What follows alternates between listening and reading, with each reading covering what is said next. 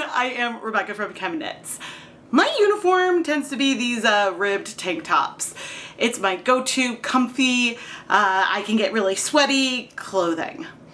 And I have a lot of them, and some of them have some stains on them. Like this is a white one that, I don't know, it has some yellow stains on the collar. And so why get rid of it? Why not dye it? And that is what we're gonna do today. I have been playing around with this dry rub technique on sock blanks, where I add dye into a container, then add a knit piece of fabric that's designed to be unraveled in the end, rub it all around to blend the colors, and the results are so fun.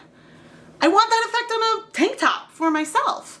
But what I have to decide, and this is gonna be hard, is if I want to do some kind of rainbow going this way or going this way, sort of like a vertical gradient across the tank.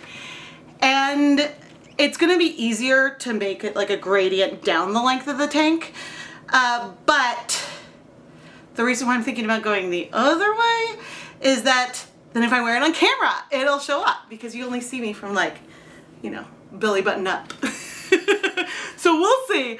We've got time. But I'm gonna go ahead and start pre-soaking this shirt, which I believe, well, it's not 100% cotton like I thought.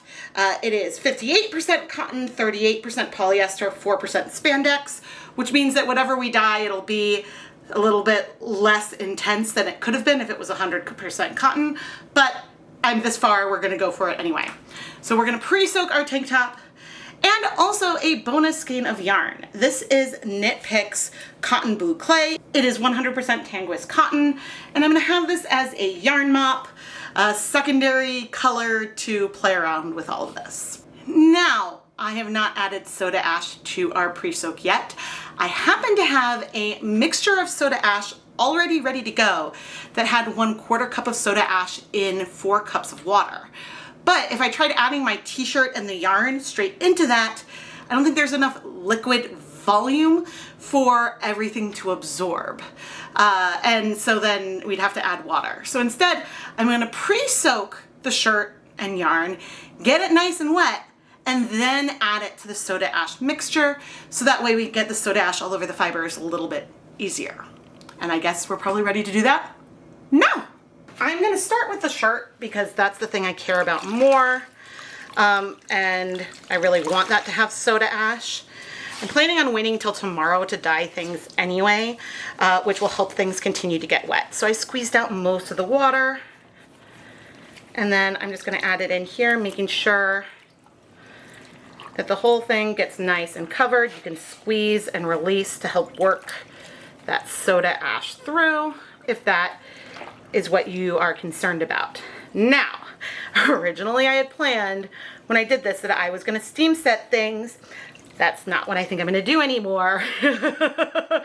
And so make sure you check out Dyepot PS, I don't know what number, to see more about that. I don't have conclusions for that experiment yet, but that is what this water is from, so we're gonna take advantage of it. And here is that cotton yarn, which I do not feel is very saturated at all yet. I think there's still some dry spots, but I think that the technique I'm planning on probably doing with it will give us some dry spots anyway. So I'm gonna set all this aside until tomorrow, and then we'll dye the fabric and the yarn.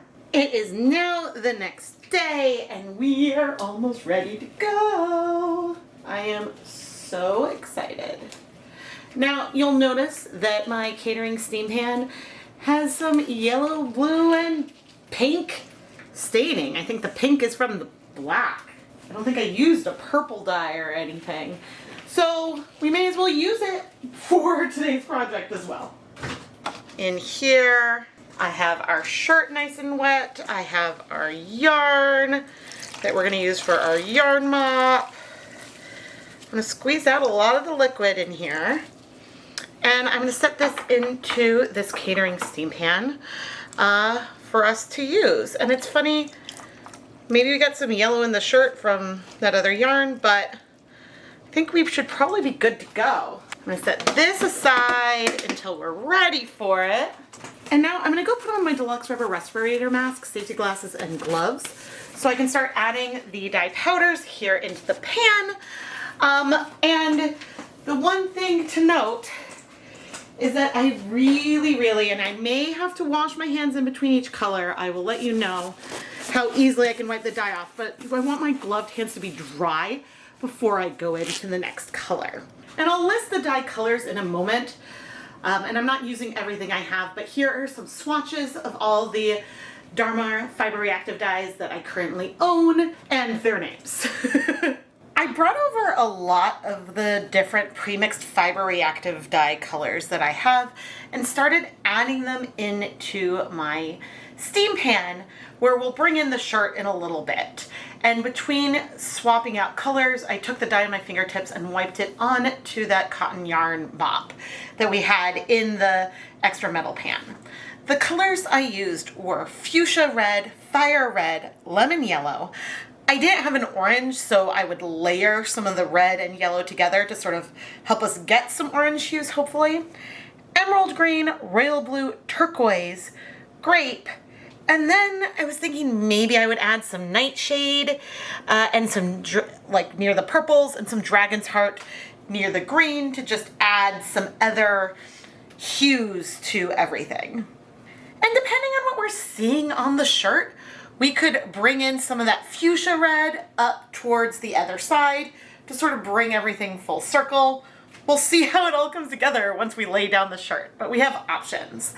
And I have to remember, things are gonna move around a lot more now than maybe they did when we did this with acid dyes and wool yarn and vinegar. So I'm very excited to see where we've ended up.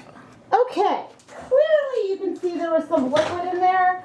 So things started moving and I had to raise it so that way, things are still moving. I need to go get the shirt. This we're gonna set aside for a couple of days. We'll come back to that. But now it's time to take my tank top. I know there's some color on my hands. I don't mind color going in different sections. I want to see the front. So I'm going to sort of layer it in, I guess like this,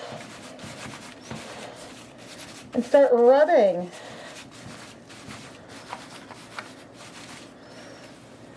I'm gonna flip it over, and now comes the like squeezing. Oh, this is looking so cool. Oh, I should have zoomed you in. Now clearly I'm muddying things, right? Because as I squeeze, as I move things around, we're blending these colors in, and I'm going to want to really work on this like straps area.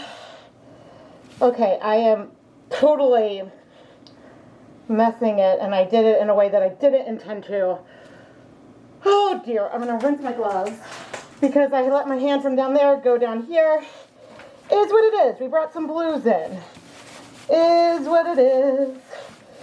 Try to keep my hands a little bit separate.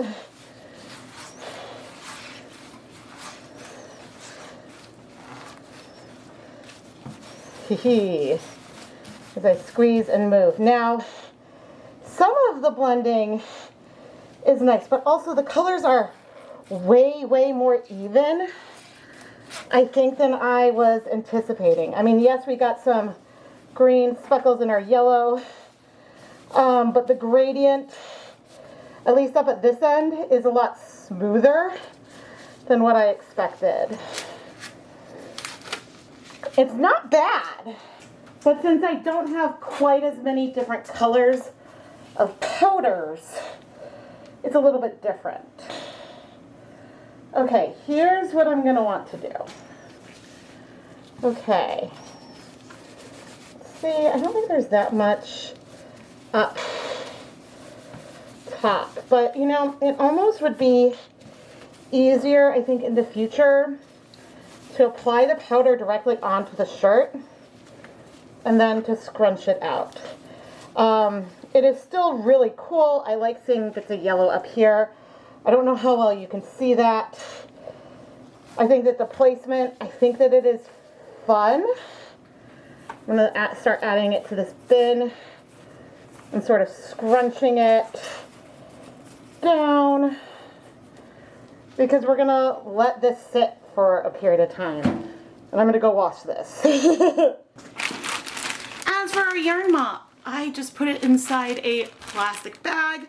There's not a lot of liquid in here, but enough that hopefully any powder will dissolve. I have a feeling it will take a lot of washing eventually. But I wanted to give one final close-up of this t-shirt. I think that it is so pretty, but I think to get some more of the effects that I was hoping for that I got when I used way more colors when I did the other one, so this is a lot smoother gradient.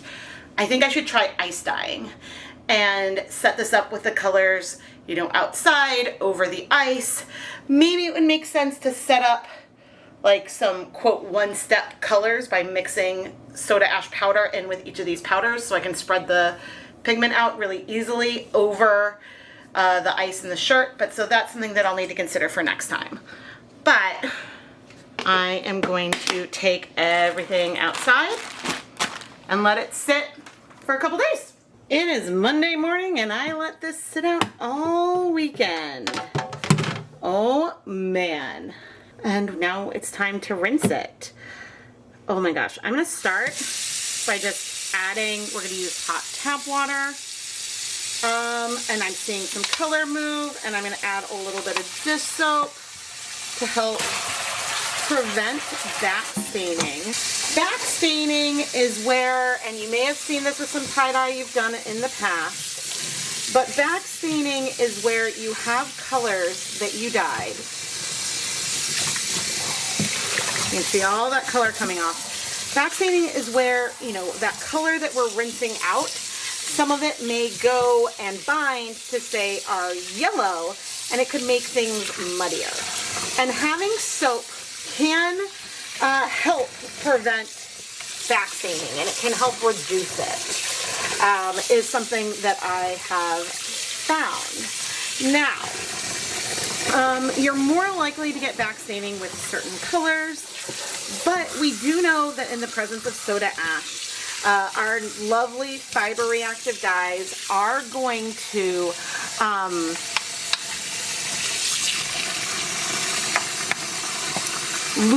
start to lose their ability to bind to our fabric because they will have interacted with the water. And so a lot of the stuff that we're rinsing out we could not use to bind to our shirt, which is so rainbow and so happy. I love all these colors that we ended up with. I love that I had that pink. So not only could I have it in the rainbow, but I could add like a different type of purple as well. Ooh, it's fun to see that it's now red.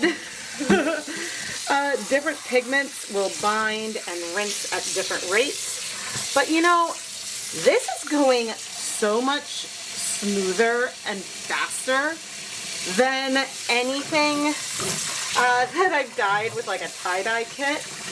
And so for that, I mean, maybe it's just me, but why have I not dyed more shirts with fiber reactive dyes? I mean, I'm sure I've dyed some in the past, but if this were like a wool yarn or something, I would be upset with this much color, right? But I can go ahead and start putting this through my washing machine to help remove that excess dye. I just wanted to get it to a point where we weren't seeing insane amounts of color coming out. Now, I still wouldn't wash this alongside like any whites or anything, but I can go do that, and we can bring over our Leave No Dye Behind yarn. And while that's going, we can bring over our Leave No Dye Behind yarn, our yarn mop, and start the washing process here as well. Trying to add some soap, but I think that, gosh, there's going to be a lot of things that I should do and play around with as I move forward. And I think that to get some of the almost like speckly quality that I've had in the past, one of the things that I should, sprinkling the dye onto the pan first and then adding the shirt, I should sprinkle the dye onto the shirt directly and then move it around. Because one of the things that I found recently, and what? This isn't clear yet, is it? No, it's not clear, but like, this didn't have that much bleeding and feels like kind of vibrant to me. Maybe, I mean, I know there's sun. Maybe it won't feel as vibrant in the end, but what? I know there's not very much pigment that was in here because most of it was on our shirt, but still. Add some water in here to help get some soap. Yeah, I mean, I've recently had to like rethink the way I deal with fiber reactive dyes and yarn, realizing that with the presence of a lot of soda ash, some of these pigments kind of degrade a little bit and disappear, and so you get better colors with these guys if you do the long wait, which, you know, I had results that showed me the opposite thing with 2 time points, and so I had made other conclusions in the past, but it was with a one-step tie-dye, not fiber reactive dyes like this. So yeah, I'm like, maybe I'm just gonna get better results. This is clearing really fast. Now, I think that if I had dyed this in a variegated way, we would have had a lot more rinsing. But maybe one of the things that is working out so well right now is that I pre-soaked the yarn in the soda ash instead of mixing the soda ash in with the dyes, so therefore it didn't start degrading. I don't know. I mean, I don't know what kind of dyes my kids use at camp when they've done tie-dye. You would think that for the volume of kids that they have, they would get fiber reactive dyes to set it up, but you never know, really. But this is basically clear. I mean, again, I know there's basically no dye here, and it's probably, I should move so that way you could see better. But look, that's like basically clear. Okay, here we are under a different light. I know it's probably gonna look like a lot paler once it's dry because that's what cotton does, but oh my goodness, I am like unbelievably happy. I mean, there's so little pigment here because of the way I just wiped it on, but it feels like there's a lot of color right now. I'm trying to not be disappointed in advance, but I'm just so happy with how easy it was to wash, especially because this yarn is like, it takes longer to pre-soak, but it can then feel pretty absorbent, and so it's hard to rinse stuff out. So I'm thrilled. Next time you'll see me, everything will be dry and we can have some conclusions, but I feel like I've just had an awakening for dyeing cotton. Putting the yarn through my spin dryer, there is a little bit of color coming out, so it wasn't like perfectly clear, but still, like the water it was in looked clear, and so that's a huge sign. With anything dyed, hand dyed, I would always wash it on its own the first few times anyway, but still so happy. I figured I'd show off the still damp but fresh out of the spin dryer yarn, so that way editing me can see if it's already feeling less vibrant. Our yarn mop is pretty darn vibrant, especially for cotton. Yes, there's some areas that are more pastel, but that yellow looks super bright. We've got some pops of the red and the blue that are bright. Yeah, clearly I'm gonna need to play more with everything, right? But I'm just really happy with the result. Here is my dyed tank top. It turned out so pretty. While it was still wet, I was a little worried that Like there wasn't going to be a lot of variation in the gradient, but I love these little bits of green that are coming up into the purple.